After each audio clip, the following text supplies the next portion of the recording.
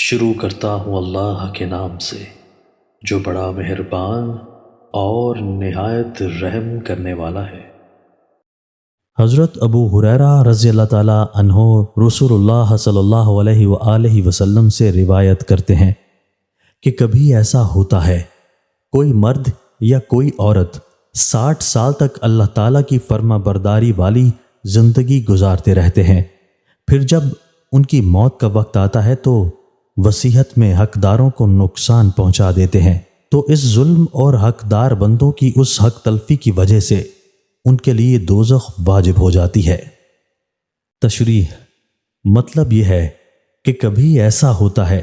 کہ ایک شخص کے شرعی وارث موجود ہیں جو اللہ کے مقرر کیے ہوئے قانون کے مطابق اس کے مرنے کے بعد اس کے ترکہ کے حقدار ہوں گے، تو یہ آدمی کسی ناراضی وغیرہ کی وجہ سے ان کو محروم کرنے کے لیے کسی غیر آدمی کے حق میں یا کسی خاص مصرف کے لیے وصیت کر دیتا ہے، یا کوئی اور ایسی تدبیر کرتا ہے جس سے وہ وارث محروم ہو جائیں، تو یہ اس حدیث کے مطابق اتنا بڑا گناہ ہے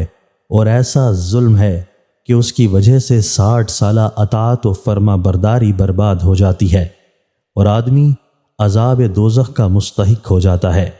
حضرت سعد بن ابی وقاص رضی اللہ تعالیٰ عنہ کی مندرجہ بالا حدیث سے معلوم ہو چکا ہے